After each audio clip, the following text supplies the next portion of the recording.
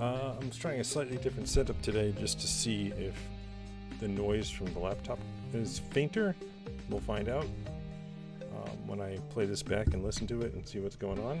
So let's. Meanwhile, back at the farm. There we go. So, what were we doing yesterday? We had just done a bunch of things for GitLog. Whoops. That's interesting. Did something happen? Documents? LS operation not permitted. Uh-oh. I wonder if... No, I didn't change anything. Control C. Oh, I see. I messed up something already. Could not pass on signal command IO error, no such process. Alright, yeah. Things are weird, aren't they? So let me try restarting my terminal thing here. I wonder if I need to give it permission again.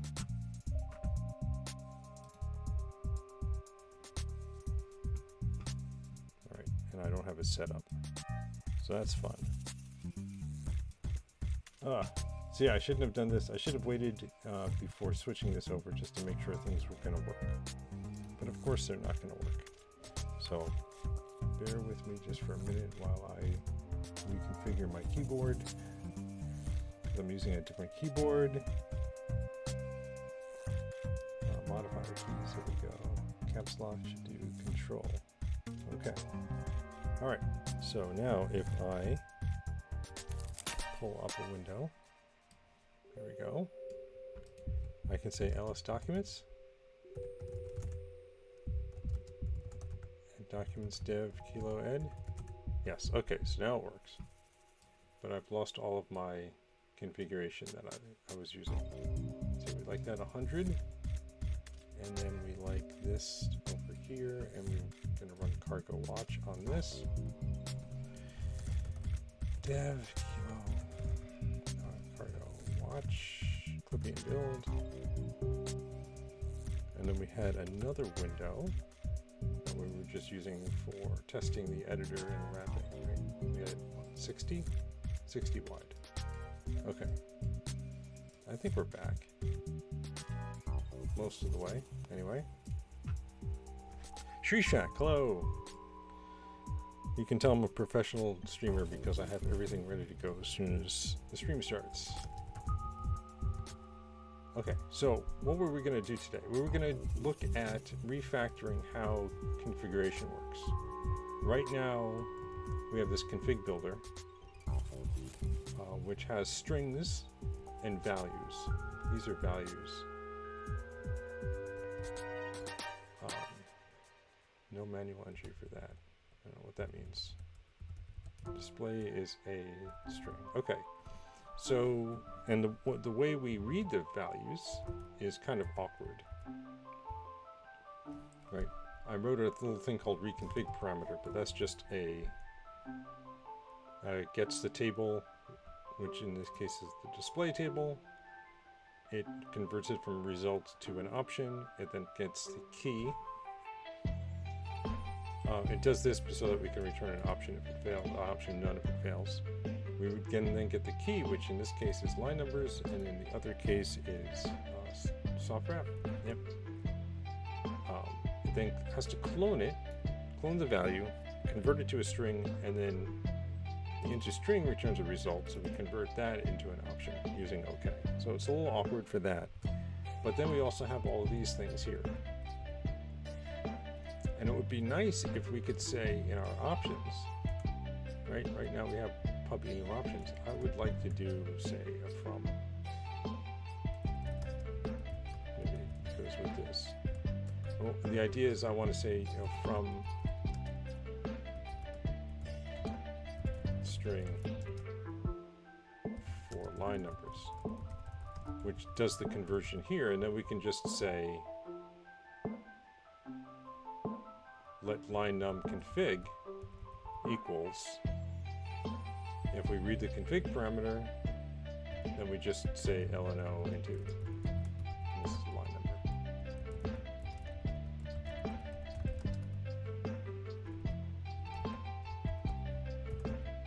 So that's simpler, right? It's still not great. It's still not ideal, because ideally we could just say, have it inside read config parameter, or we put a line number here.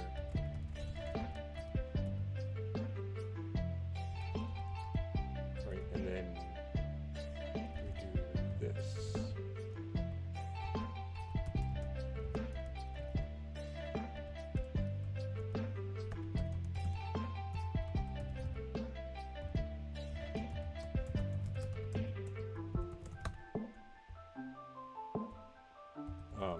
Sorry, like that.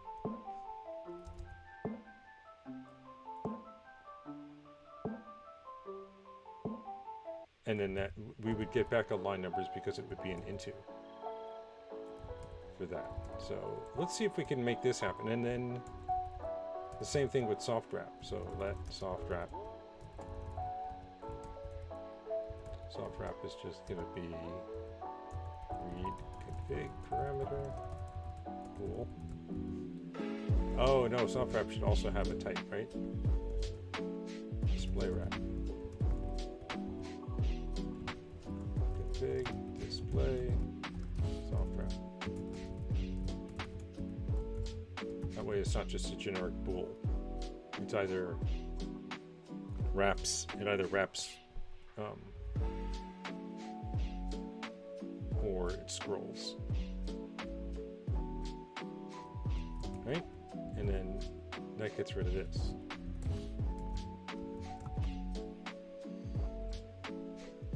So here, let's just go in here and say, we can say fn from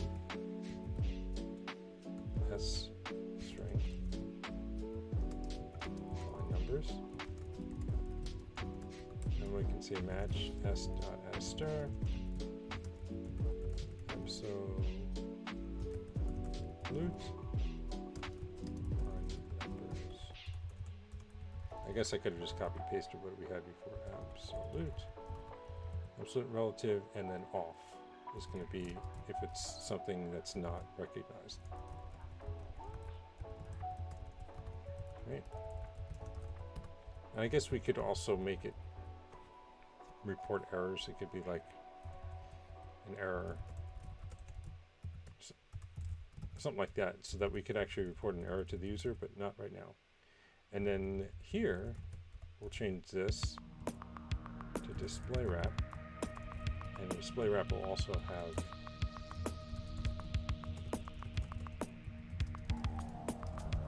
just like line numbers, but there's only two options.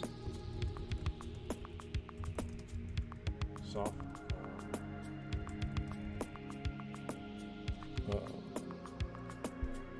Maybe call it line display. It would be either wrap or scroll.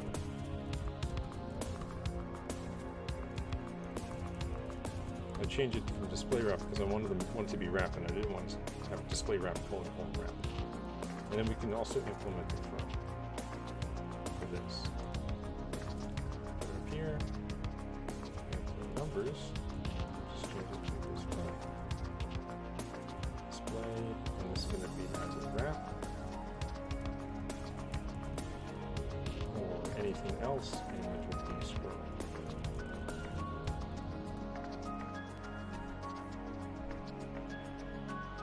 Right, and then back in main, is this going to work? Back in main, no, back in editor, where we parse the things. Now we have a config parameter. Oh, this needs to be a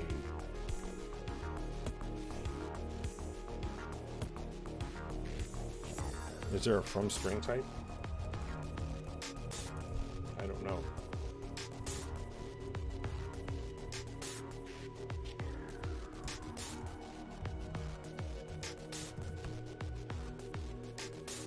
I don't know if there's a from string type. There's a toString type. Oops, did I?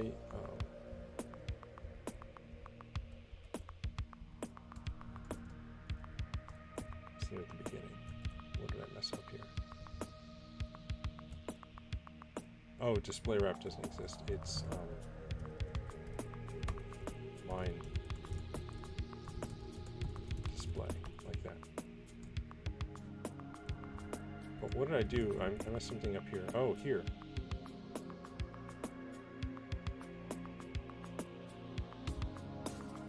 Unexpected closing delimiter.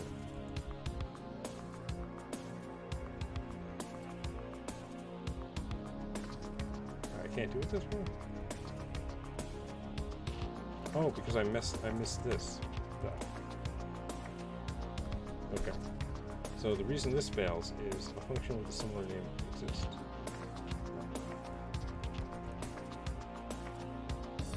And we can't do it. There is a toString, there's no from string. Okay.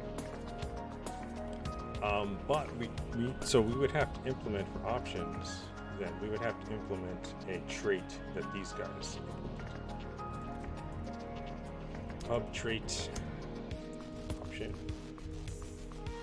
convert op string.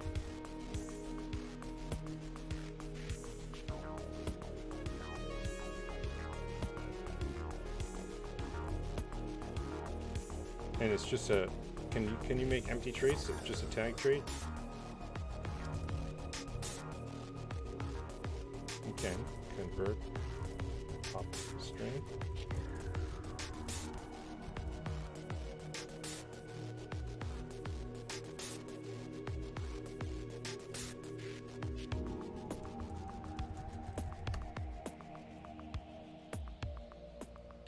Line display wrap. Oh, capital wrap.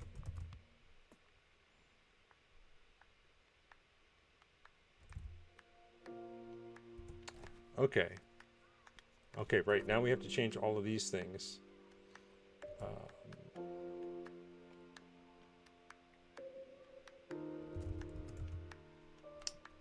And that's where things get annoying, right? Let's impl this. Impl options fn soft wrap. Do it like that. So it's going to get even longer, but okay, self.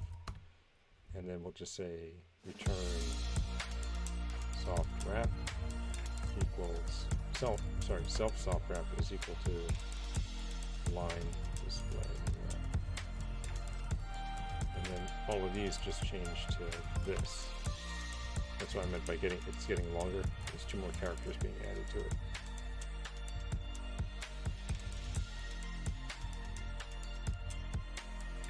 There we go. Buffet Code says, may I please ask for advice? You can ask. I don't know if I have any, but I'm not going to stop you from asking.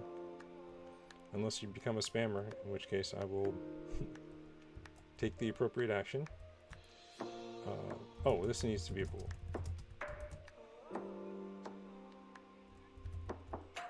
Private associate function. Okay, let's make it a pub.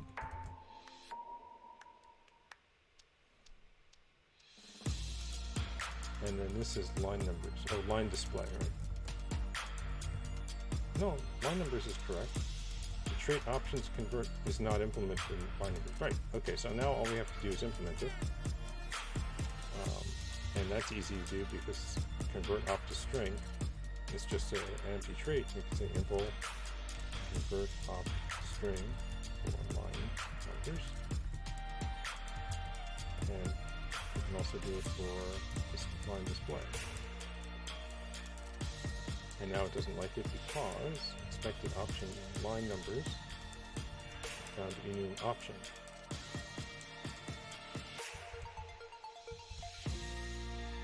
Oh, that's right. We don't want to return an option string anymore. Oh, we do. Is there an OK or?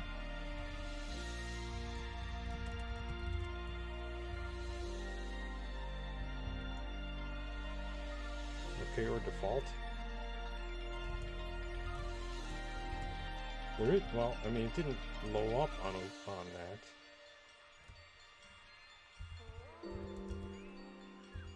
I guess for now what I can just do is options, because I haven't implemented default for either one of these guys. Option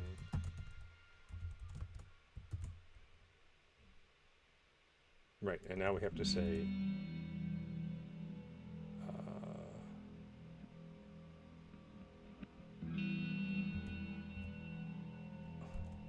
wrap false, unwrap, or line display scroll.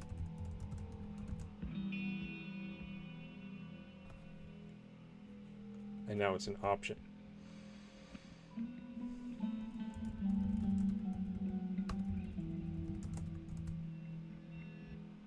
Right, but I don't want it to be an option. There's no reason for it to be an option. The only reason it's an option is because, okay, let's undo those changes. Let's not make it an option. No, buffet codes, feel free to ask. I was just saying that sometimes I get people who ask, hey, can I ask a question? And then they spam something on my channel. I wasn't trying to accuse you of that. I'm happy to take a break from this craziness and answer questions if I can. Okay, so let's change it back to a non-option and see if we can do a better job over here and in the editor down here and say, okay, get table. I put OK or default. I don't even know if that works. So let's change this from an option to T. Okay, code. So all I wanted to ask was, if I don't really enjoy a lot of what I do at work, or I can't relate to what I'm doing at work, is it worth a reason to switch something or try exploring options? So that's a tough one, because work is meant to be work, right? I mean, that's what you're doing, is you're earning a paycheck so you can pay for shelter and food as basic necessities. But it's always worth, I don't know what you do, but it's always worth exploring, at least in my profession, in software engineering. Keeping your interview skills honed by going on interviews once in a while, and every so often you'll find a job which might be more interesting to work on, or whoever you're interviewing with is doing a really good job of selling that job.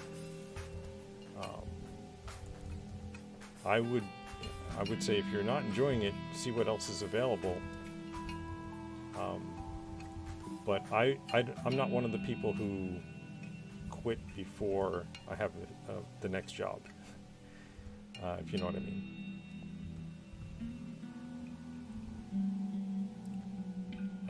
What was I doing here? Twitch. Oh, I used to have a Twitch search. Oh well, that's gone.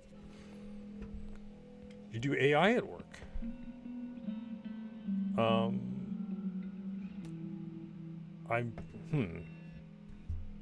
is the music too loud? I can turn it down. I didn't realize it was too loud. Okay. So let me just turn up the gain on my mic.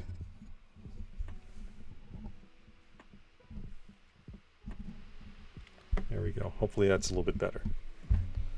Okay. So yeah, I haven't done AI work, so I don't know. I know there's a whole bunch of ethical concerns around what AI does and how it's making society change, right? But I don't know. I can't answer that question, I'm afraid. You're saying, I'm afraid that by continuing to do AI and make my profile, which is not developer centric. So AI research is definitely, you're definitely doing development work, right? Whether or not you're doing front end browser stuff or back end. So I work on, my day job is working on kernel drivers. That's the the most people see of my code is when it breaks, right? And then they complain about my code not working right. Otherwise, my code is invisible to them. So I don't know, maybe that's what your concern is. You would rather see something where you can get more immediate feedback from the work you're doing, in which case, yeah, you should definitely switch because you're not getting out of the work what you want to get out of the work. But like I said, work is meant to be work, right? You're doing a job, you're getting a paycheck, and that's supposed to be supporting, basic shelters and food necessities. And then anything beyond that is what's,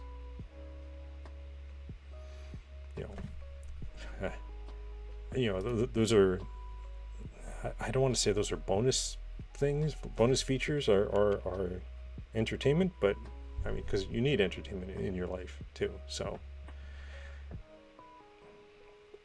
Buffet Code says I want to do something I can relate with. I can still enjoy doing. Yeah, I mean, like I said, you should definitely explore. If you're not enjoying what you're doing, definitely explore what else is out there. And maybe it turns out, after looking around, you say, you know what, artificial intelligence really is what I want to do. You never know until you look, right? Is all I'm saying. All right, so I do want to implement a defaultable here. So maybe convert op string should have a default. And that way I can say config get table if let some, I can say let table 0. We had this before, right? If let some table, okay. There, we can say let table equals this, and it's table, else it's going to be, oh, how do we get the type then? Right, because I want to say convert opstring.default, whatever this type is.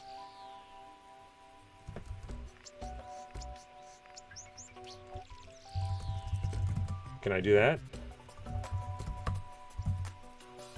No. I don't think I can do that.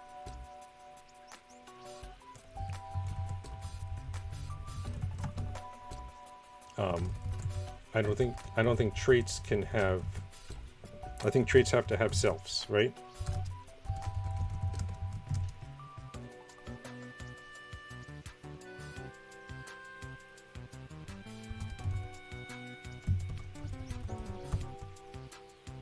Right? Oops. There should be a comma. Oh, maybe you don't need it. And I can just say the default for line number, the fn default self is line numbers off. Right?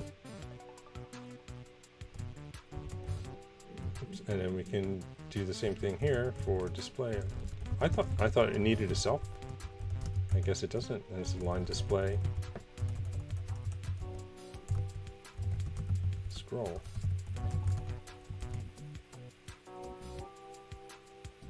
But it won't let me do this. Why not? Oh, I have to say return.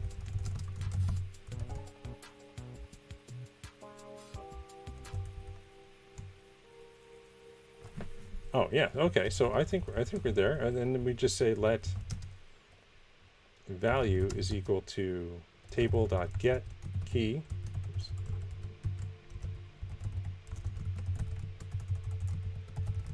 Clone into string. Okay. If let some value, and then it's just value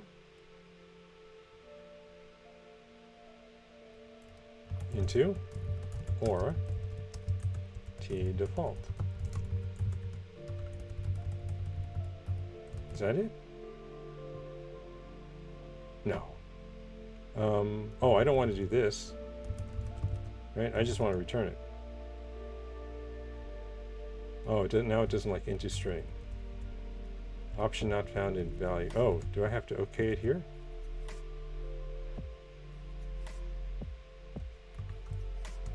Oh, I'm cloning this. Maybe there needs to be an OK here.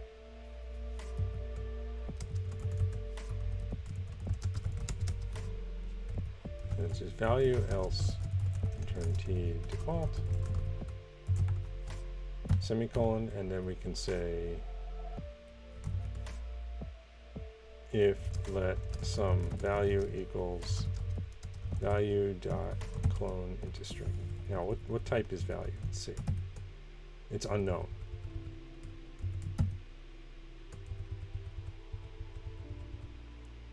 Oh, this is already an option, right?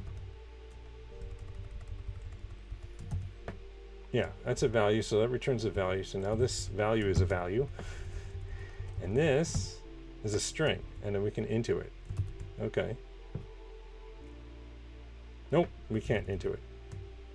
The trait from string is not implemented for T.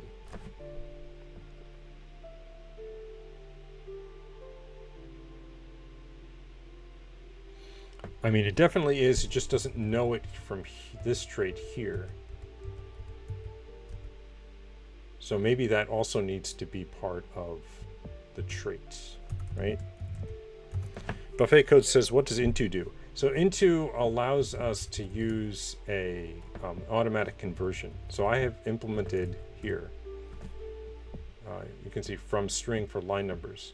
So if I have a string somewhere in my code, fn, whatever, I can say let x equals string from foo,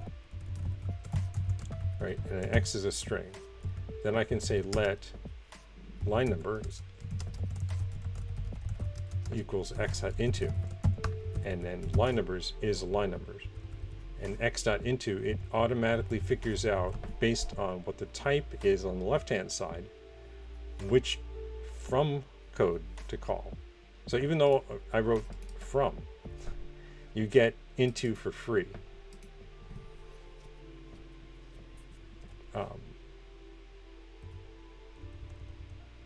I can also say, I believe I can say line numbers from foo, or from x, like that.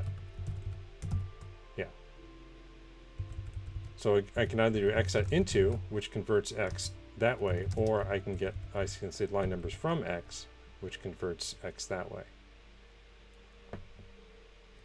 So it's just a really handy way to handle these things.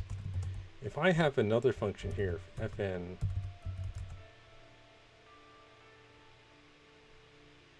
convert, and it's from string, self, which just calls the into, and then back over here, can I just say convert, value.convert?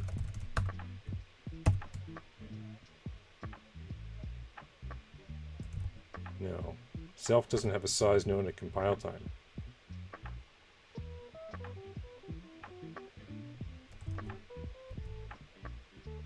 Self were self-sized. I've never used that syntax before.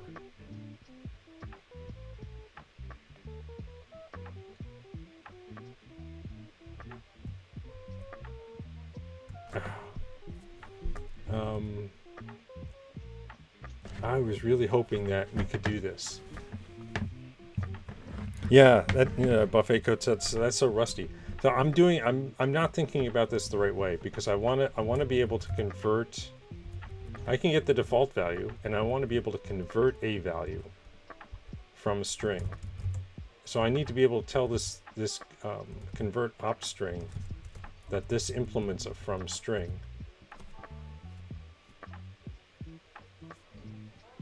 Is there a way to do that in Rust, to say I have something that implements trait implements from string?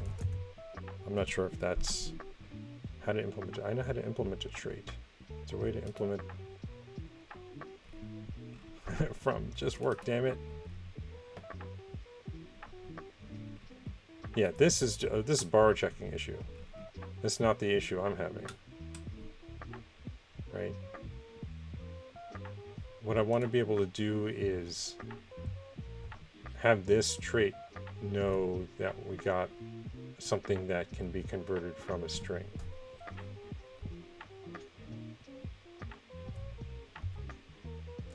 I don't know. I don't think I can do this. Can I?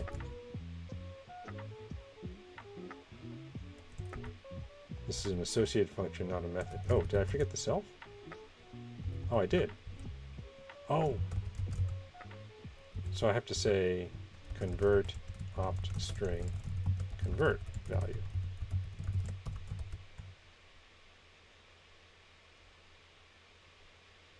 Which doesn't like. Oh, because it's not implemented for T.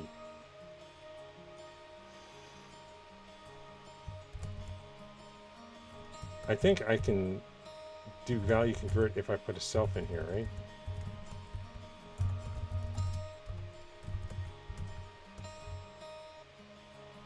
Oh, that's what I'm doing. Is I'm doing s.into instead of self.into.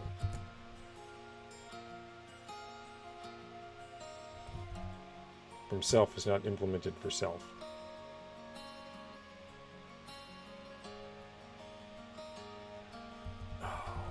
No. This is all wrong. We don't have a self is the problem. We just have a string. And if I do that, right, then I have to say convert opt string for value. And oops, I need to put the convert thing in there.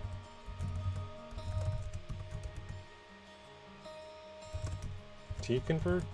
T-convert. Nope. The trait from string is not implemented for T.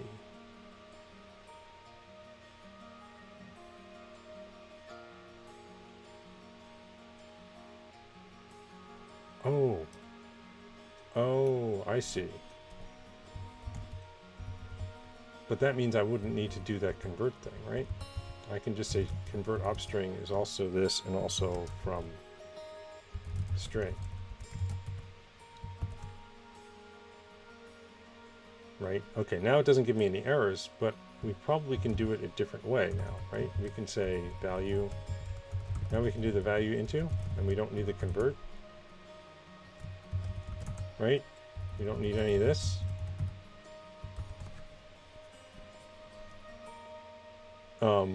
And then here's something else. We don't need default, right? I guess if I make, can I make this? Is there a way you can implement traits for traits? Rust trait add traits. Because that way I can just say, oh, advanced traits. What's in advanced traits? Implement enter for counter. Whoa! That looks weird. What's going on? If I scroll just past this point, boom, the entire screen changes. That's annoying. I guess I can't read this. Something's... So I like I said at the beginning of the stream, I changed my setup a little bit just to see if I could make the sound from the laptop be a little less noisy, moving it farther away, but apparently whatever I did messes things up. So can we do... There's a way to add... If I scroll too far, it just goes nuts. But I thought there was a way to add traits here. You can say like colon from a string or something like that. In default or something like that. That way I wouldn't have to implement.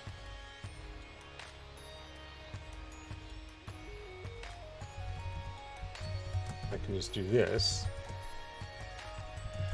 And then I can derive, or I can't derive default, but I can implement default for these guys, right? Impl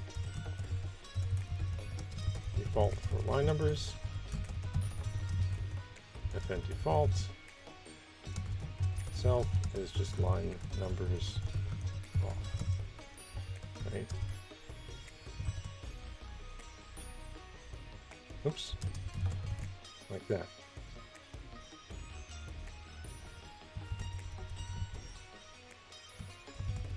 Oh, I still have to implement the trait though. Right, just not this.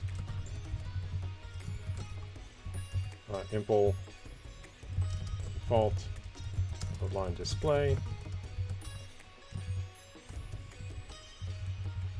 I'll put that up here. Oh, there's a macro, which I've forgotten what it is now. I gotta look all those guys up. cd config and alt snips. Where's the rust snippets? Probably under rust snippets. Yeah, CMT. There we go. So I can do this. CMT. Oops, CMT. There we go. Line display. And then this gets CMT. Line numbers. And then in here, this is just the options stuff. CMT. Options. Infrastructure. Right, and then so in line, this is this here. So we need those three things, and then this guy goes here. I'm doing all this before I even know if this works. So let's see if this works. Ooh, look at that, it worked. Okay. And then we have this options thing here, which tells us whether or not we're soft wrapping. And we don't need one for line display because we just read it directly, I guess, out of options. Because it's pub? Yeah, it's pub. I wonder if there's a better way to do that. But I think what we did here is pretty cool, right? Because now all we do is say read config parameter, and we tell it which config parameter we want, or what type we want back. And we tell it where to look in the config. And we can actually take a look at that config kilo init. Right, line numbers is relative and soft wrap is true. So if I say documents dev kilo cargo run, you see, soft wrap is supposed to be true and it isn't, and I broke everything. Look at that. Okay, whatever I did broke it because I'm pushing the down arrow and it shouldn't scroll the whole screen down. And line numbers are supposed to be relative. So let's print out what we get here. I think I can debug that out. Oops. Deep. What am I doing here? All right, let me get rid of all these comments. Right, just delete all this stuff. Boom. And then just debug this out. dbg bang, options. And then we can dump this to error.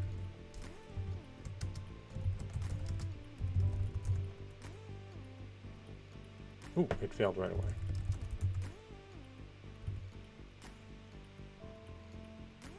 Really?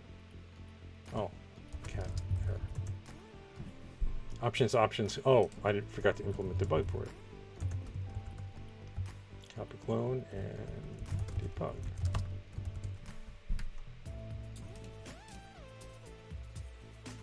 Oh, it's not building, that's why. Options line numbers cannot be formatted using this. Okay, so line display gets debugged. And this gets debugged. Okay, try again.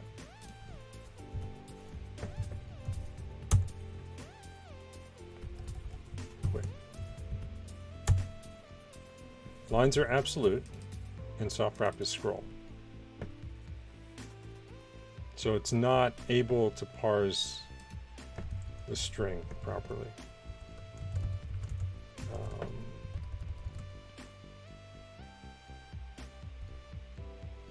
Let's see if this fails here. Maybe it's failing here. dbg could not extract table. Let's see if it's here where the bug is. Oh, we have some stuff we can... Oh, matching on some with OK is redundant. Duh. I knew that.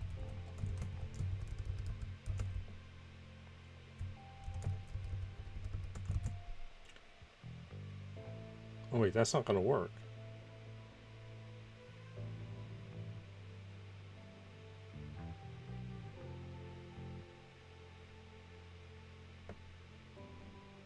Because I want to convert it from a result.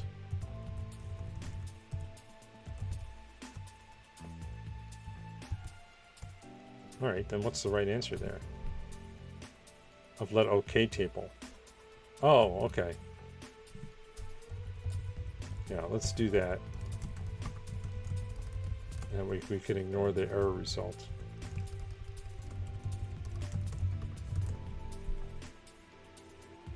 All right. So let's run this and see what we get. It did not report an error reading the didn't say could not extract table. So I should be able to say here, dbg value. Yep. Let's see what it says. Quit.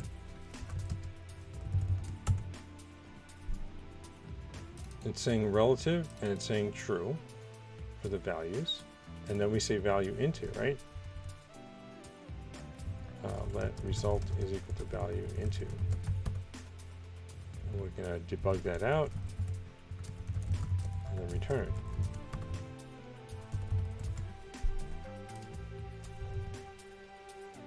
Oop, doesn't like that. T doesn't implement debug.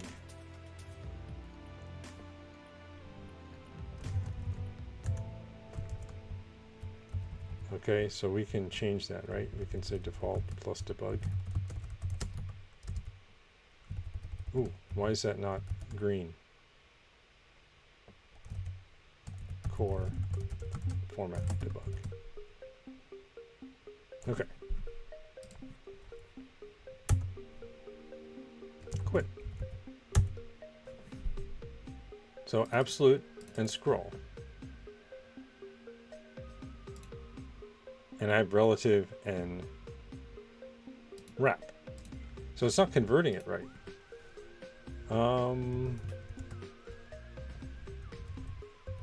dbg s. So this should be the line numbers one.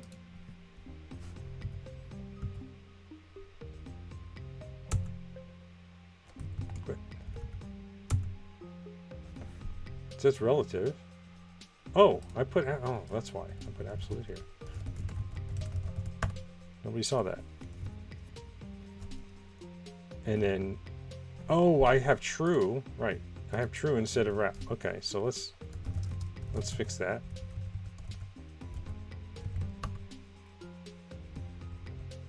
So those are the two bugs. Let's try again. Okay, so now it's wrapping. But the interesting thing is if I don't use relative, the whole thing, watch, if I change this to scroll,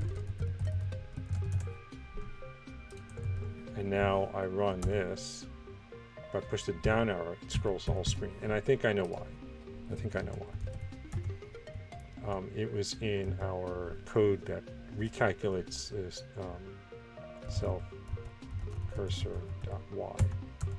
Let's look for all of those.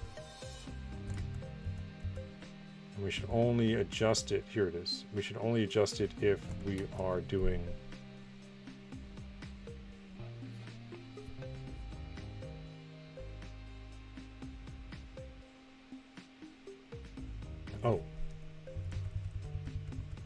yeah, that's right. So in screen clear, we return 0 if soft wrap is not on. So self cursor Y is going to be the position in the file. If it's greater than the offset plus the row count. Oh.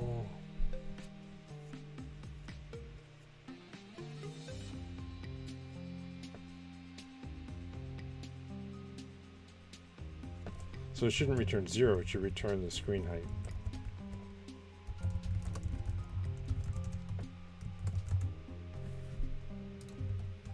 Let's try that.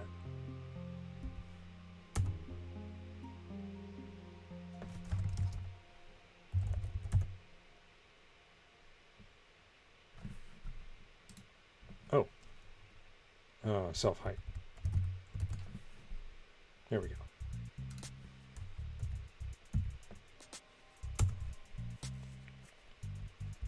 There we go. It's working again. And we now have scrolling display, right? Which shifts the display left and right depending on... Yeah. Okay. So how did we get this to work? Get status. Get diff. So instead of doing all this mess, right, in the editor, we can just say convert whatever this string is into a line number directly. And we do that by calling, oh, we can get rid of this stuff now. We don't need the UBG anymore.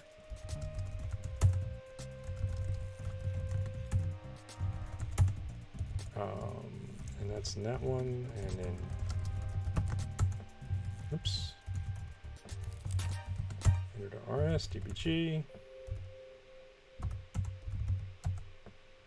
We don't need to do this anymore, right? Get rid of the semicolon. And that should be that. Right. I don't know if there's a simpler way to do this, because we need to return if these things fail. We need to return the default value if these things fail. And this seems to be the way to do this. This pattern, it would be nice if there were a better way to do this pattern.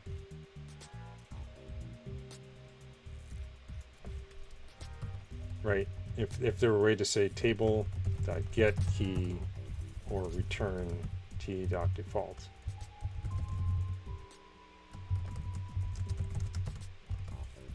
Right, but you can't do or return.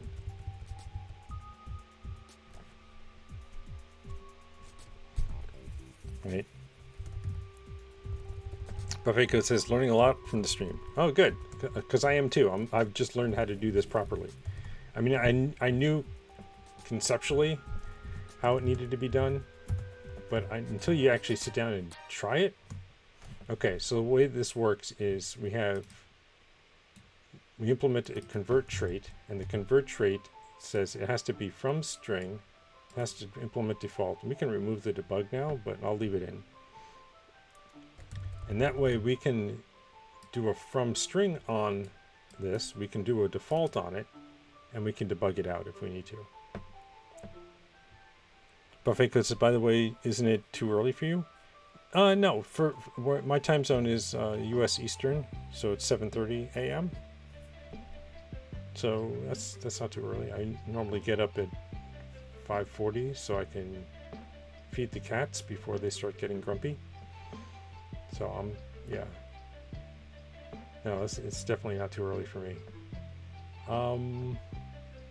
Right, so then for every option now, we need to implement a from string for it to convert it from the string from the config file into whatever value it is. And then we need to implement a default for it.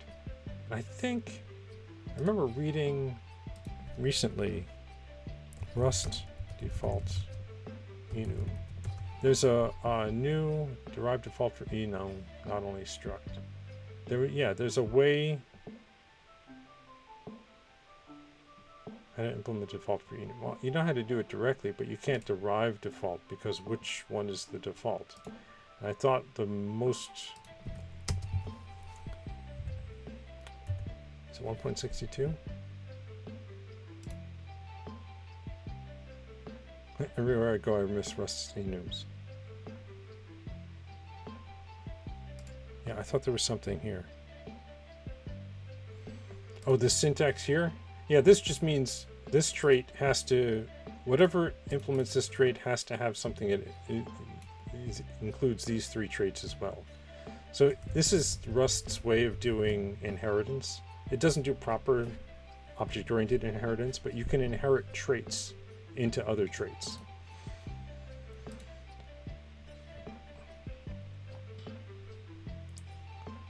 Yeah, stabilize derived default and enums with the default variant. So I don't know when 1.62 is coming out, but you can, let's see, RFC 3107. You can say, yeah, you can say derived default and then tag one of the options as the default option. Right, so I would be able to, if I had 1.62, I could say default here, and then just say default for the off option. And then I could eliminate this code. And the same here. I could put default so that the scroll option is the default one. And that would get rid of this code.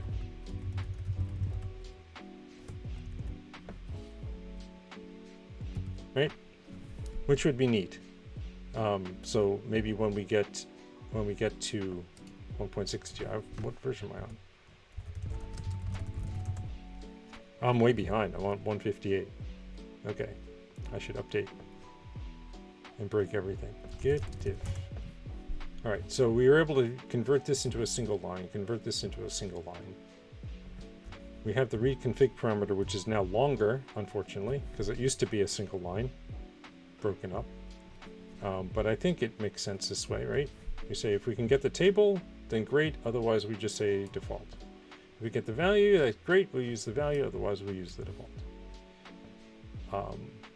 The table, if this is valid here, to not have the table, you can have a config file without this display table in. That should be perfectly valid. And we just say use the default value. And if the display doesn't have a thing in it, right, you can delete that and say there's no soft wrap. Well, then just use the default. So these are perfectly valid cases. These aren't errors. If there is a value, then we want to try to convert it. This would be the only place where we would want to report an error. Say we don't understand what you're converting. So we could do that. Oh, Humana, hello. Humana says it's not really inherited trait, it's called trait constraint. Ah, thank you, Humana. I was unaware of that terminology.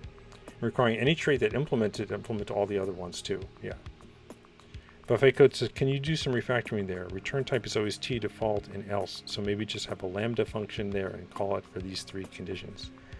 Okay, so I think what you're getting at here, let's take a look, is being able to do, say, let table equals config get table, or else something, do something, right? T default. The problem with this is table needs to be a table, right? Let me comment this out. It's a hash map. So I can't, this would return a T default, not a hash map. So these would be two different types. And I do actually want to return at this point. I want to abort the whole function if we can't extract the table.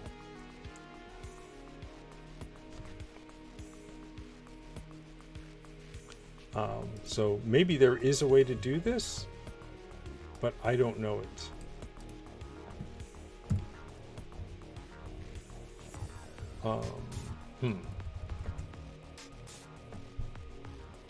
Yeah.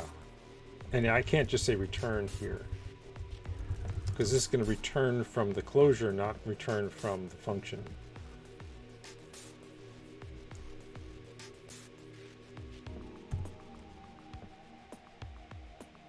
The only other thing would be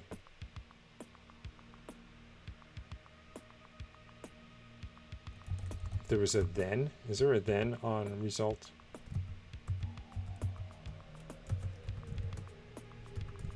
I don't know if there is. If then works, so if we got the table, right?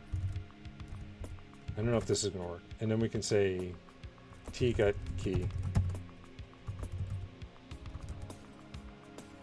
Then key into,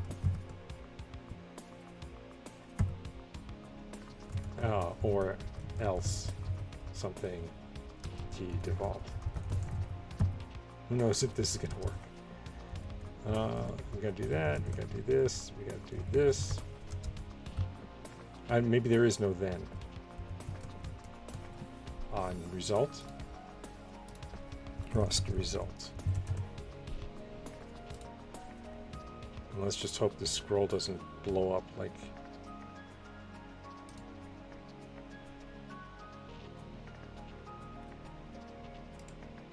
Here's the result. Is there a then? There's an or. There's a transpose. So there's no then. I guess I could say map. No. Here's error, into error, inspect, flatten, contains. No, I don't think there's anything here. Unless there's something down here. No.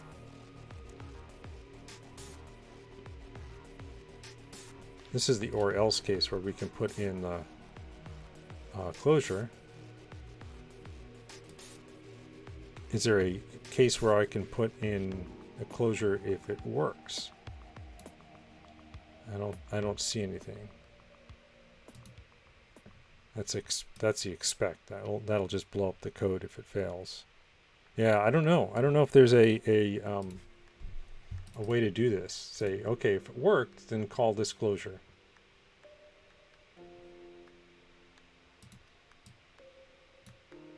Unless that's map. Map a result to result UE by applying the function to a contained OK value, leaving an error value untouched. This function can be used to compose the results of two functions.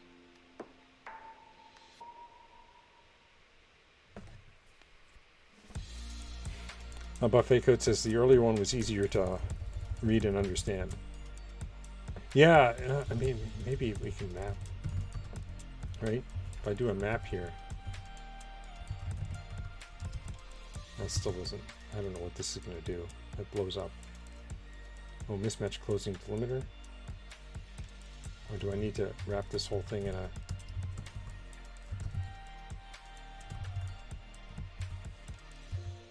like this? There. Consider this giving closure parameter type. Hash map. String value. I'm just playing with it now because I'm curious. Hash map not found in the scope.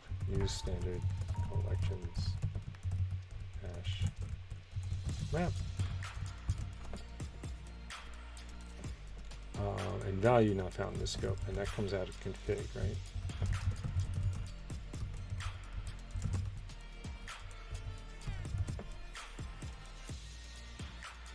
And now into cannot infer type.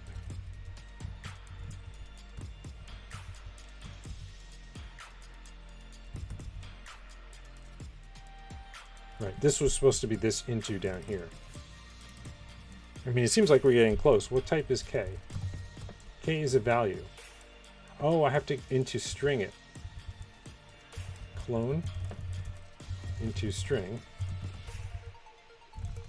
And that needs also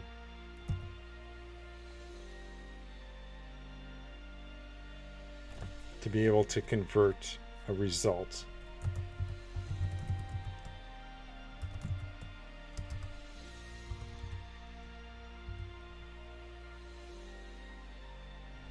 Like that. Now I'm getting lost in all the parentheses. So yeah, let's go back to this. I think this is pretty clean. It would be nice to do it compositionally, because that's the rustier way. Yeah, I agree, Buffet Codes. That was getting a little too hard. I think if I'd been able to figure it out and had it formatted nicely, it might have been okay. It's a little awkward doing returns in the middle of functions. I'm not a big fan of that, but anyway, I think this works. Oh, we have warnings. What are the warnings? What did I do wrong? Oh, right, now we're not using these guys. Okay. Let's get rid of those braces, and then we get rid of the warnings, and then we're good. Okay. So that was the config refactoring. So I think we now have a way of adding config parameters. That's pretty clean. And we go to options. We create something that looks like this for the option that we care about. Then we have to go over to the editor. Oh, yeah. So maybe, well, let's commit this change. And then move the option reading code into the options, right? That's what we should be doing. Because that's not really part of the editor. That's part of the options, and we should just convert an options thing. A rustier way of parsing config options. Still not thrilled with having to do this clone here, but we found out yesterday that there isn't any better way to do it. Okay, so that's that. Now let's refactor again. Oops, I keep doing that. This really should be converting the config.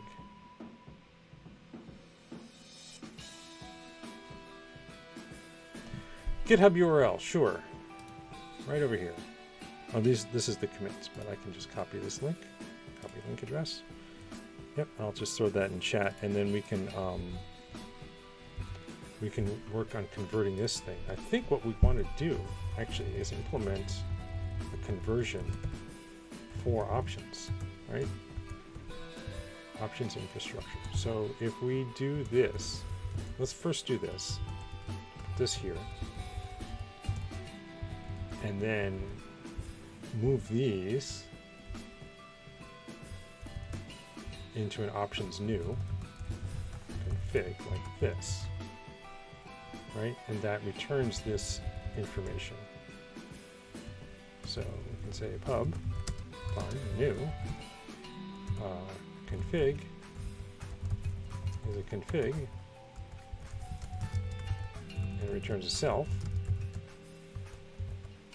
which is just this, after we've converted these things.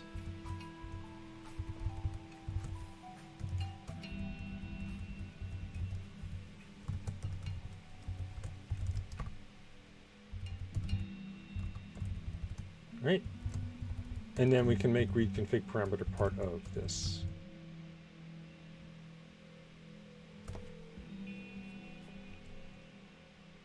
It can be outside, that's fine.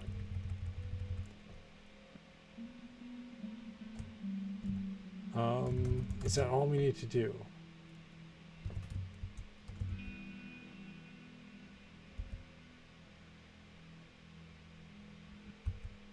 Wait, I've lost my options now. Where's my options? Oh, it's right here. See, now it's down to one line. And I wonder if instead of doing this in build, we should do it at the start, right? We should just pass options in. Let's refactor that. Yeah. Options, and this goes into main.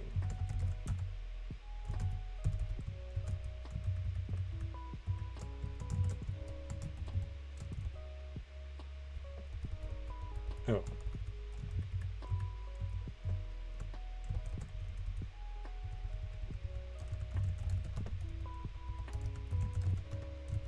And then this just gets a with file. This with file converts here. Options. Options.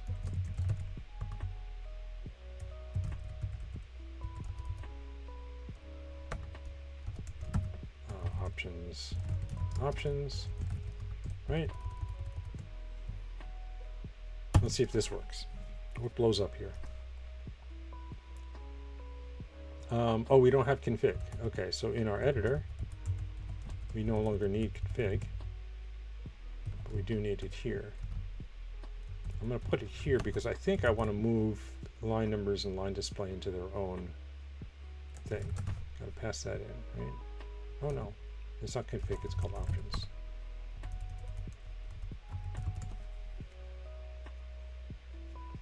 And then options needs to be pulled in here. Use options. There. Okay, let's see if that works. So this doesn't have any changes here.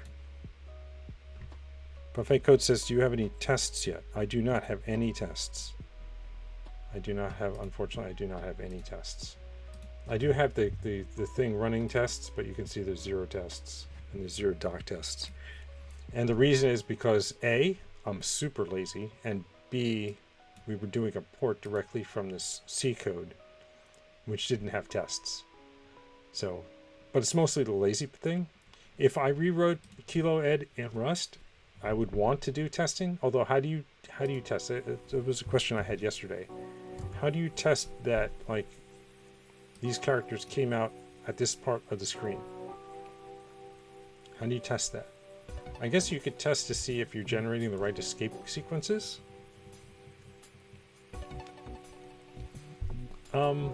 You'd like to see a test? Okay. What can we test, I guess?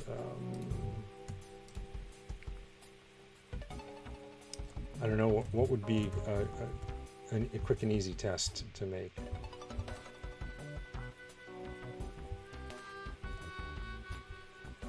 Move cursor, die. No, we can't.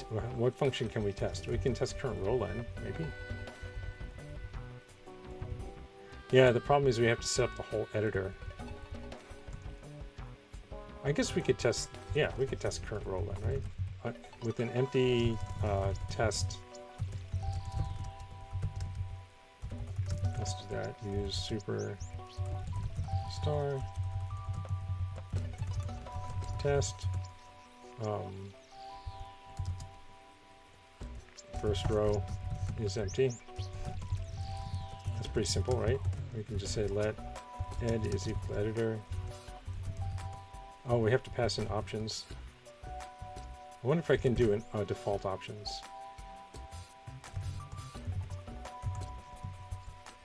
Can this derive default based on the fact that these two have defaults?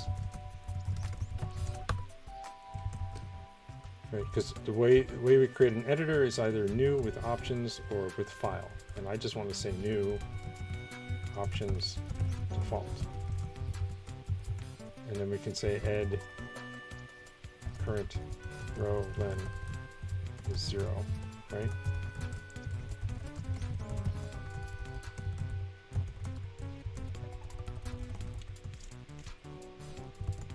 Will this even build? Well, that's the thing about, so the thing about tests is it actually doesn't build the test. When I hit Control D, it saves and it does a cargo check, but cargo check doesn't do a test. So let's add that here. Ooh. We can fix these guys. Let's fix these guys. Options. We no longer need to pass in ampersand because it's already an ampersand. It's already a reference, so we don't need to re-reference it. Yeah. Okay, so what I can do here, I can say Clippy and then test and then build.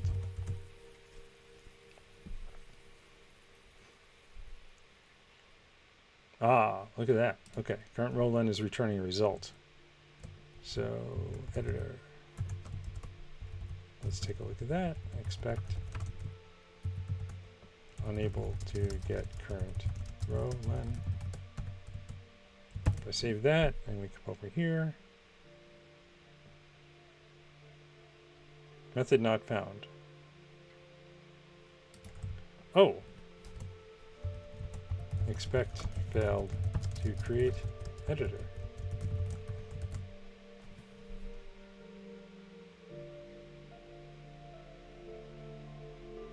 Right, okay, so I had the expect on the wrong thing here. One more try. Oh, buffet code suggests configs are read properly from the config file. Okay, we can add that as a test. Now we have a test. Look at this. One test passed. All right. Let's see. How do we How would we do this? Because I'm passing in the file here, or I'm passing in the config here.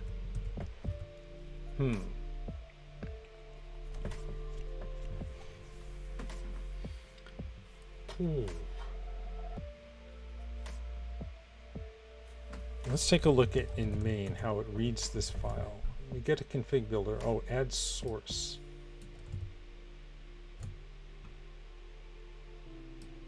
Right. So the only issue here is that in order to read a config file,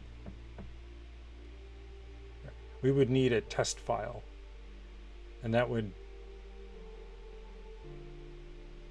I mean, I guess we can, right? Refactor test. And then we can say... We could say empty file, touch, tests, empty, empty, there, config file, touch, tests, what do we want to have? Line numbers, absolute. I guess we can,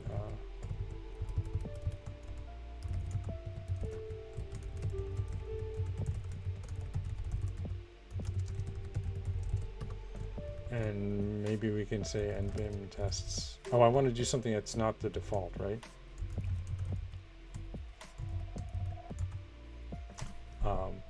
Oh yeah, the default is off. So we can check for that. Okay, so let's do those two. Right, and then in our options, we can actually read those files in the test thing, right? Let's try it. Test.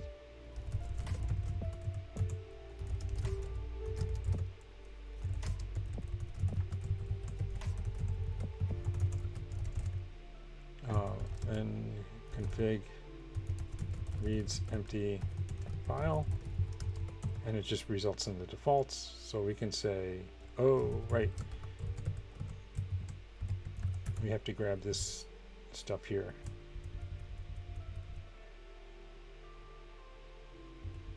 So config builder is default config. I think what I want to do is just say config builder, right? Let config equals, I have to make it mutable, config builder dot add source tests. What were they? Empty config file. Like that. Build dot expect failed to build config, right? And then this is a config. Oh, no, it is not. Oh, because I did that. No, it's still bad. If I do this,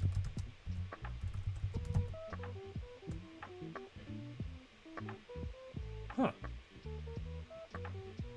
It should be. Doesn't like this at all. Config builder. If I do that,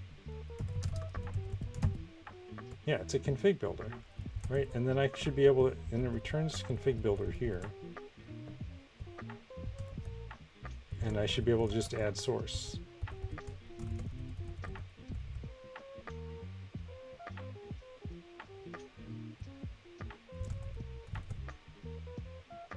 Oh, it has to be a file. I'm passing in the wrong thing. Right, add source, file, new, tests, empty, config file, and then it's a file format, ini. And what is it now? Okay, now it's a config builder, and then we can say build. And now it's a result, and we can say expect. I do need to import these types though. Oops, like this. Now it's a config. Okay, so now we need to grab the config builder stuff and stick that in the test.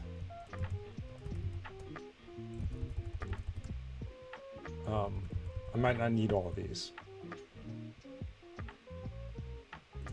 But now, let's format that, and then we can say let options is equal to options new config, right?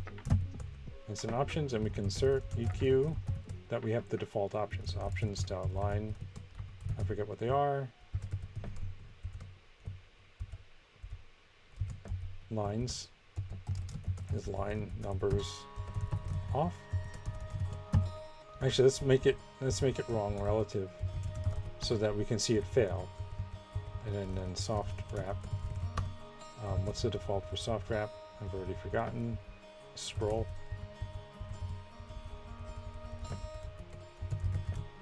So let's say wrap. Make that fail. And see what happens over here. So this test failed. Config reads empty file. And it's showing me that it read an off, but we thought it was going to be relative. So it is supposed to be off, and it is supposed to be scroll. So let's take a look here.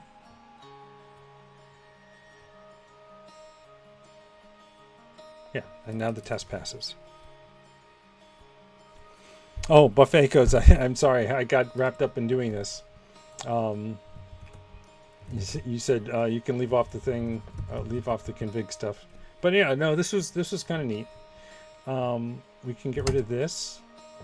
We can get rid of config builder. We can get rid of value.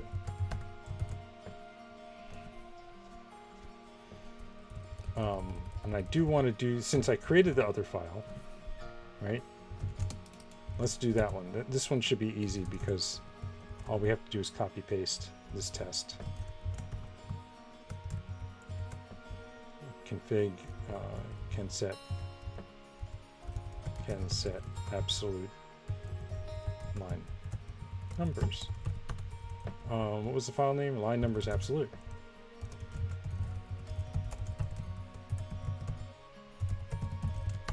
And now this should just change to absolute. Now, ideally, what you would do is you'd write the test first and then try. Oh, right. I don't need the mute for the config anymore because we're not going to change it. We're just reading the whole thing in as the source, and we call build. Oops. Whoa, I deleted a little too much there. There you go. Okay, so now we have 3 passing tests. We have 0 doc tests, but that's okay because we don't have any docs for this. All right, so is that all we did with this stuff here? Oh no, that's right. I refactored the config info into the main, right? And then we just grabbed the options from main directly. Where was that? Where's main? Yeah, here it is. Right, so we just read the options here in the config file, and then we just pass the options in. And that way the editor doesn't need to know anything about config files. It just says, okay, here's the options I've been told to use.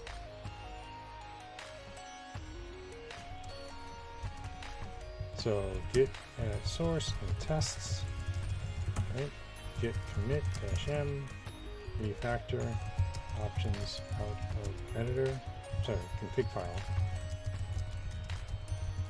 and add some tests. How's that? Okay. So now we want to add another option now, and I think the one I want to do, because this should be simple, is auto-indent.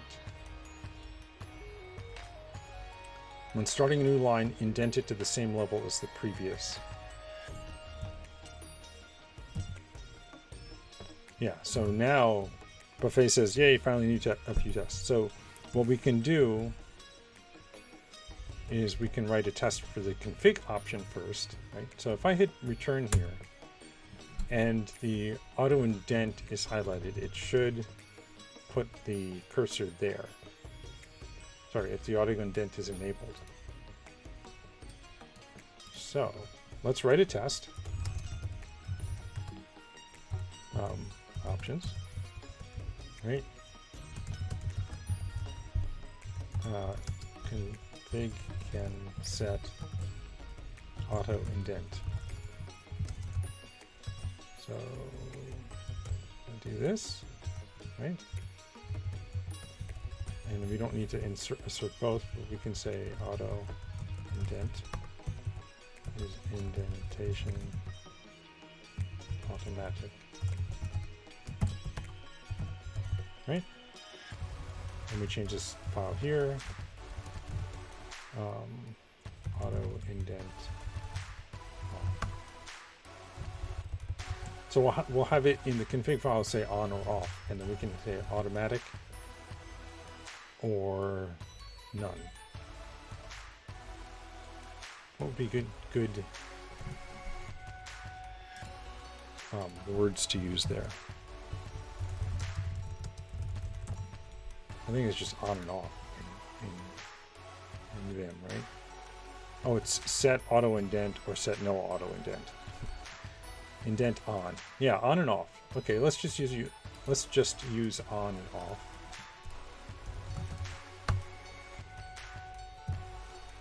Okay, so now this test should fail, right? Because we don't have this type. So then we want to implement the type. Right? And that's an unknown field. So let's fix one thing at a time here. Let's add a comment. CMT thing.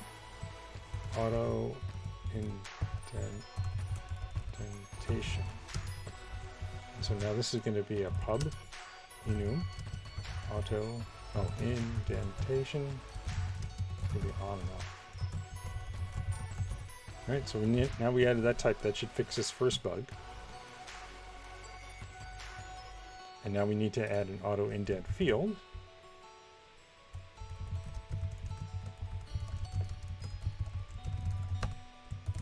Right? And now we have an issue here where we don't have copy, clone, and default for it. So we need to add those.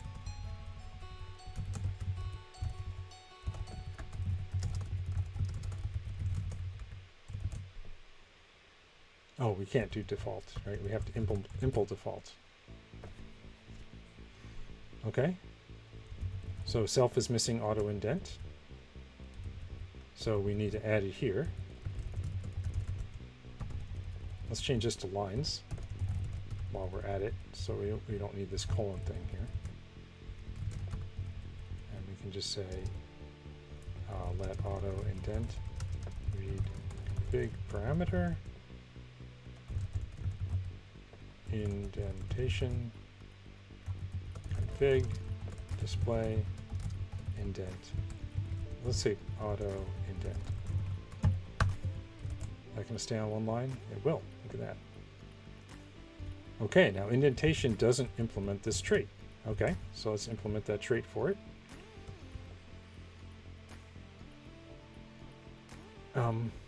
Where did I put it? Right here. So we need to implement the trait convert upstring. Impl convert upstring for indentation. Done. Okay. So now indentation can not be formatted using that. So now we need to add debug. And now the trait default is not implemented for indentation. Impl default for indentation. And default is self indentation off.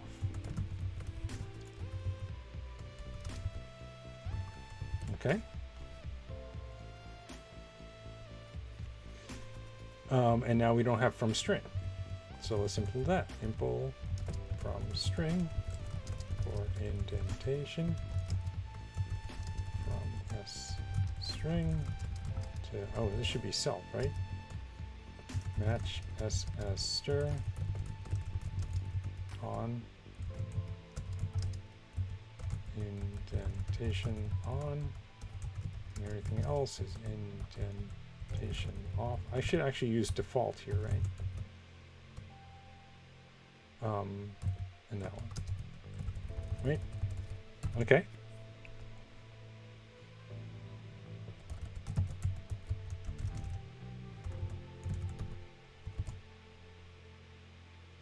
There. Now does the test pass? Okay. Binary operation equal equal cannot be applied to type options indentation. Okay, so let's fix that bug.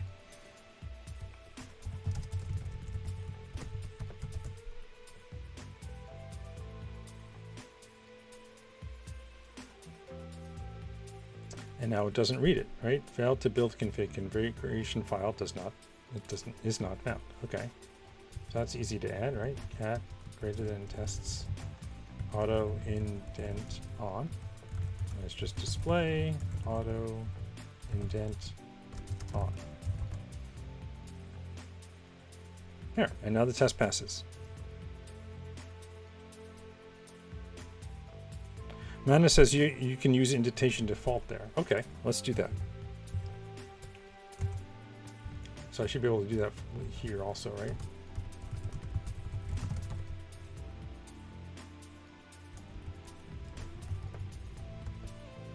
And then here.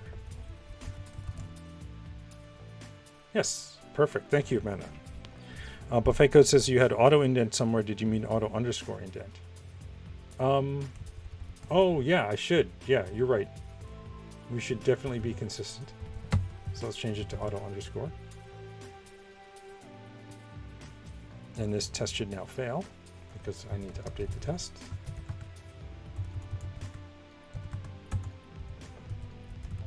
Like that. And now the test passes. Of course, it doesn't work yet, right? All we're testing is the config thing. Is there a way to test whether or not auto-indent works? That would be painful, right? Because we would have to set up a fake file.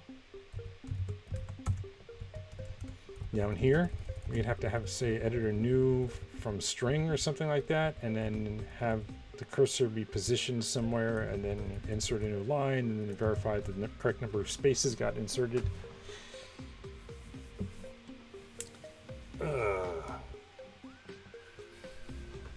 So let's do it without all that. That whole lazy thing I was talking about before. I'm really lazy about it. Okay, so what we want to be able to do is when we insert a new line, either by pressing enter, right? And we have a key code enter somewhere.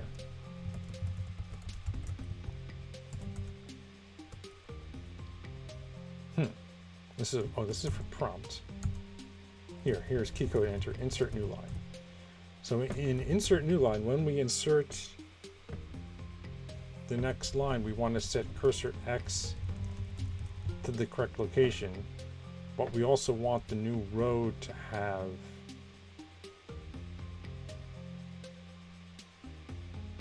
the same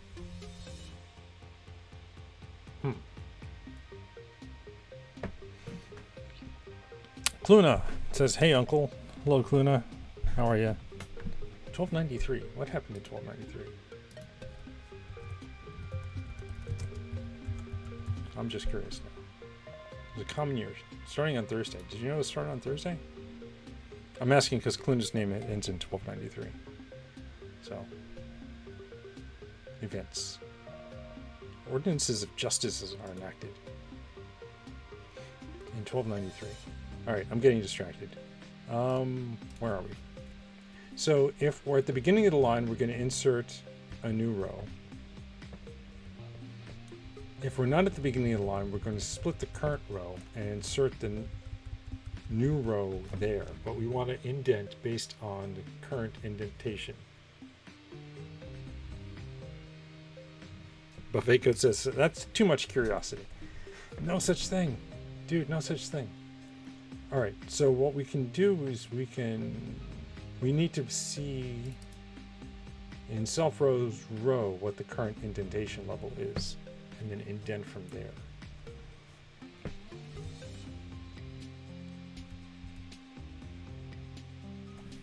This is row.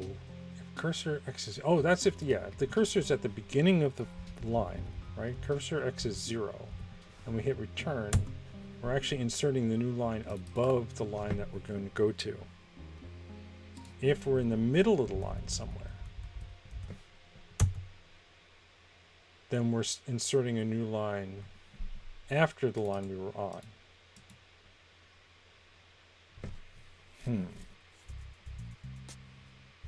Luna says, I like being an amateur programmer. It makes me feel like Tails? I'm not sure what that means. Okay. So what we want to do is scan the row for however many spaces there are, and then insert those at the beginning first, right? Wherever we're splitting off.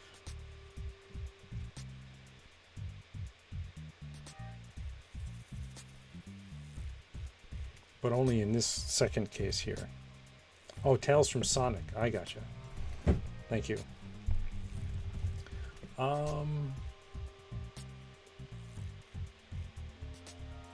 So I want to do self rows get indentation. Let I equals self rows row indent level. And all this will do is return the number of spaces at the beginning of the line. So we can just put that here, pop indent level, self, and returns a usize. And is there a way to count Rust string starts with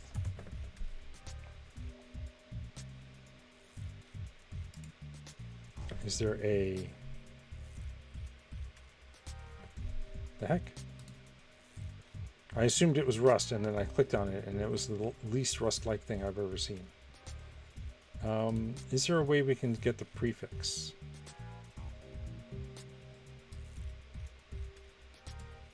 I don't want to truncate, right? Because truncate will chop it off. But there should be a...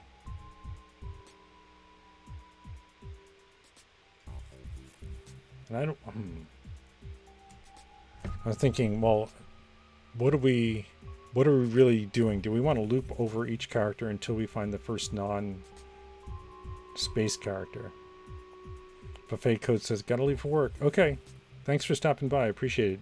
Well, your feedback made this stream a lot more interesting than it would have been otherwise. Okay, this says split white space. Split a string by white space. Oh, here's trim.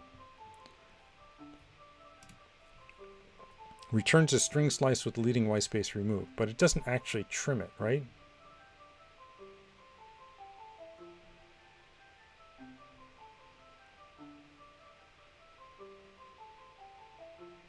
Right?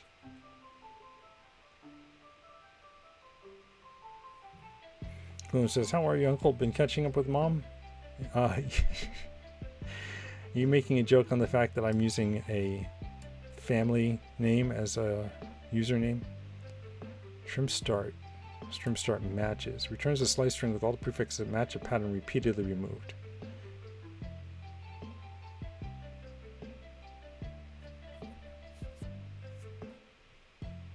Okay.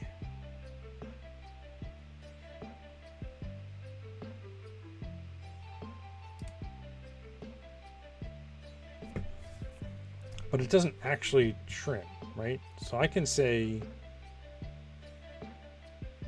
oh no, I have, what's the type of the row?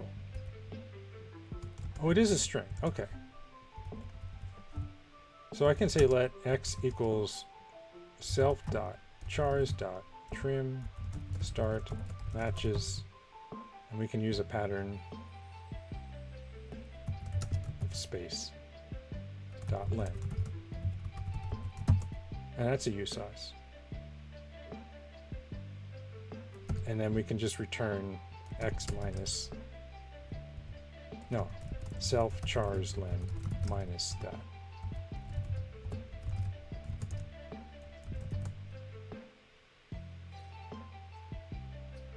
Right?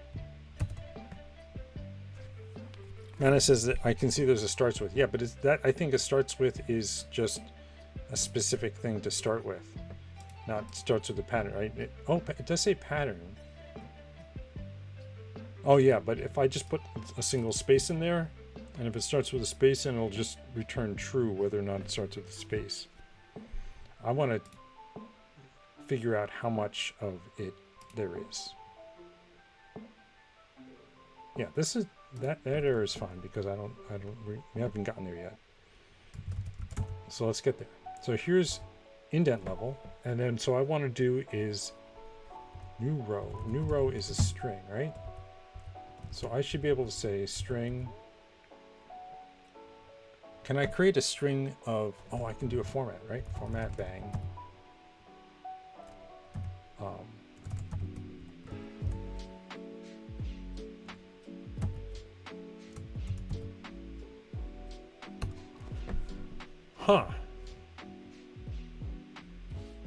I should be able to get the length. So I is the number of characters we need to add to the beginning of the string.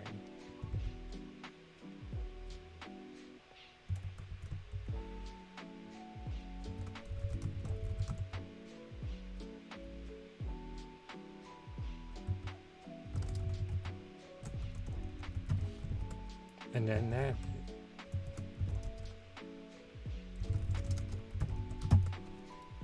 Right, and then we say insert row the result of doing the format, and I can make this simpler. But I think you can put an I in there, right? You can say how wide the 0th parameter is. Can you do that? Nope.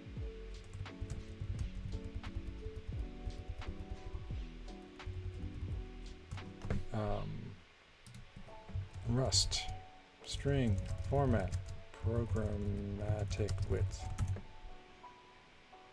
Kaluna says, so what are you working on? I am working on adding to this kilo editor. Let me pop this into chat. If in case you're interested in doing something similar. This is a C language tutorial on how to write an editor. And I ported it to Rust. And now I'm working on this feature called Auto-Indent. So that is what I'm working on. But oh, right, I was trying to find Rust dynamic string formatting. Whoa, that looks pretty wild. I can barely read that. Why is this being so bizarre?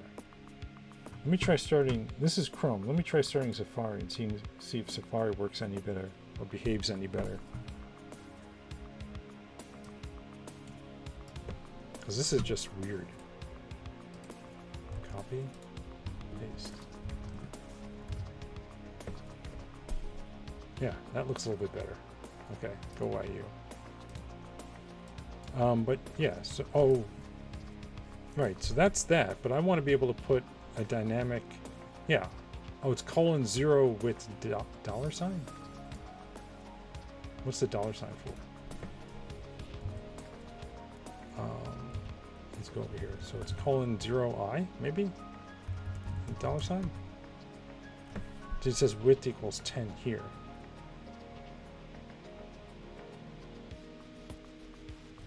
All right, well, let's see what this does.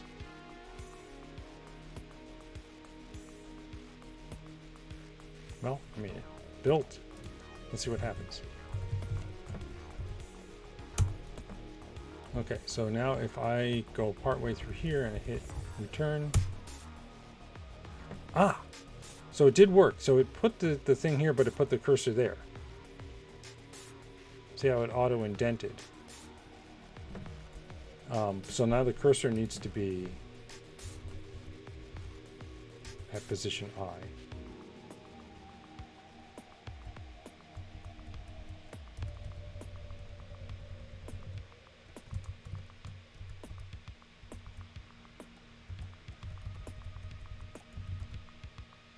Right? Pop that up there. Nope, doesn't like that. Oh, as U16. And let it fail if it fails. Okay. Quit, quit, quit, quit. Run. And now if I go here, look at that. Auto indent is on. Was it supposed to be on? Did I turn it on? I did not turn it on, so it shouldn't be working. It shouldn't be doing what we're doing. Oh, because I'm not even checking if I should do auto indent. Duh. All right, but that's working. What happens if we're at the beginning of a line? Right? Whoa. I was trying to do a page or hit end. There we go. And if I hit return, that works. If we're at the beginning of a line and I hit return, oh.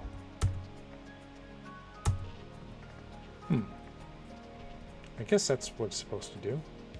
I never really thought about it though. Okay, so now we need to make it toggleable. So that means we need to be able to look at the options, which means we need to save the options here.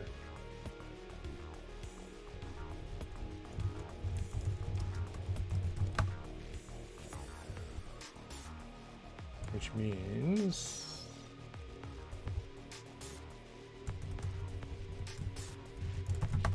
we put the options there. We still have to pass them into the screen, but because it's copied, that should be okay. Ooh, what's the warning? We're not using it. Okay, that's easy to fix. Let I equals indent level.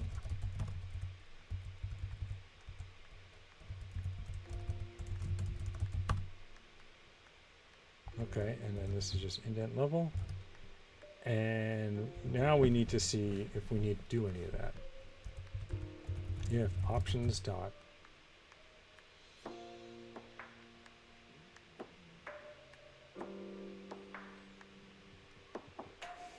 auto indent, and it's that, otherwise it's 0.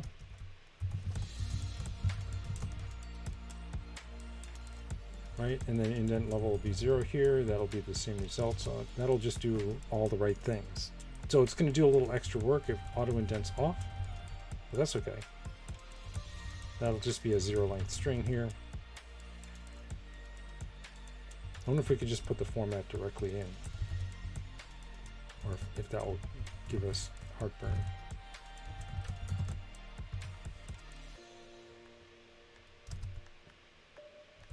Let's see. Self options. Still no good.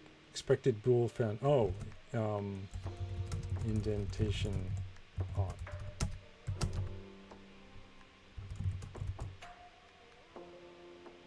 There we go. So now indentation should be off. So we'll run this. And we'll go down here. And if I hit return, it should go to the beginning of the line, and it does. And now if we turn on auto indent, like that, and we come down here and hit return, look at that, it works. Okay, so that's auto indentation. We're testing the read of the config, but we're not testing the actual auto indentation itself, which is, you know, lazy. Git status, git add source. What isn't? Oh, and tests. There we are. I have too much noise in here. I gotta clean all that up. Git status, git diff. Oh wait, oh, you staged. All right, so we're now saving the options here and here. We're setting the cursor's X position based on whether or not we're doing auto indentation, which is the correct thing to do. Oh, I should see it. So if I change soft wrap to wrap, what happens if we're dealing with a wrapping line? Right here's a wrapping line. If I put some spaces at the beginning of it and I hit return, okay, so it still works. We still wrap correctly on the next line. What if I do some indentation here and I hit, and then hit end, and then hit return here. Yes, that works. Okay. I was worried. Quit. All right, so then we insert spaces as needed. Y still gets incremented because we're moving to the next line. Oh, I did do the default thing. Here's the auto-indentation option. Here's the test for it. Here's where we read it. And then that's the indent level for the row, and that's that. Okay. Oh, and this is the test file. Very good. Git status. We're good. Yes. Git commit. Add option for auto-indent. Excellent. Excellent. Now we're cooking with gas. So the next thing to do, I'm kind of putting off copy and paste because I'm not sure how we would implement that. So we've done more file types. We did line numbers. We did soft indent. We did auto indent. We haven't done hard wrap lines. We have done soft wrap lines. We haven't used end curses, although there is a Rust end curses. And cross term actually might. I wonder if cross term has it. Ooh, that looks like a. Is there a curses? No, there's a cursor. I wonder if there's a cross term has a curses backend. Rust cross term curses, or if we would have to use must include curses.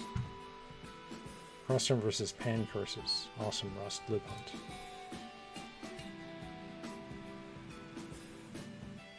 Latest version over 3 years ago versus 18 days ago.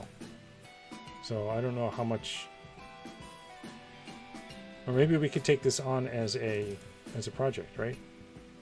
To bring pan curses up to date. Cursive backends. What is cursive? Cursive is a TUI library.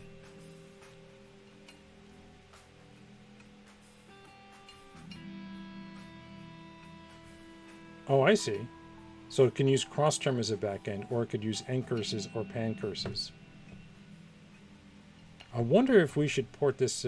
Maybe we should just. That would be the project to do to make this editor Rust. Is just start with cursive, or maybe there's another TUI library to use. That would be fun to use instead of cursive. Rust TUI libraries. What do we got? TUI RS. I've heard of this one. I haven't used it, but I've heard of it. April 24th, so that's fairly recent. Yeah, I've looked at this before. I remember seeing this display before. So I don't know if this is a good one.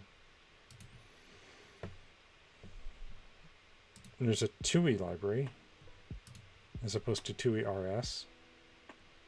Is there a good TUI framework for Rust? And I know Togglebit's working on one. TUI RS cursive cross term is not a TUI.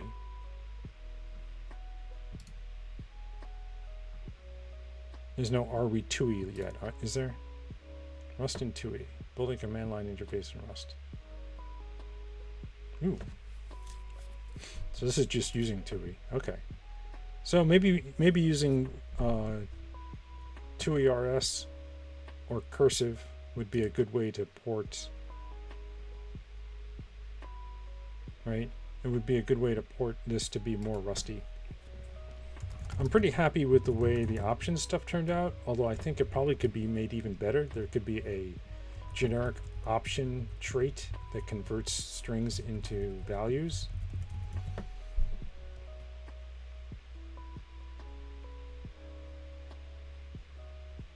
With the default and proper error reporting, because it would be nice to say, okay, well, you put something in there that doesn't match. Let the user know, right? Somehow provide some output here, maybe on the status bar, saying red line numbers, and it says line numbers equals off. or line number equals on, but on is not one of the possibilities. It should be absolute or relative, right? That would be nice to have too. Okay. I think that's going to wrap the stream up though.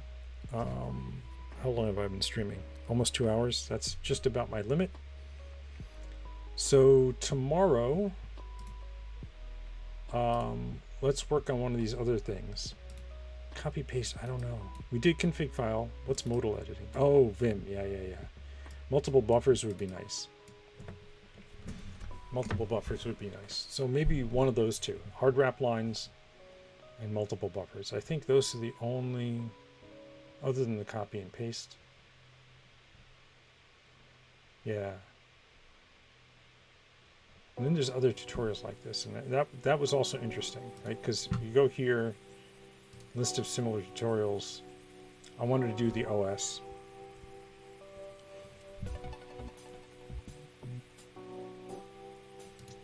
And then there's a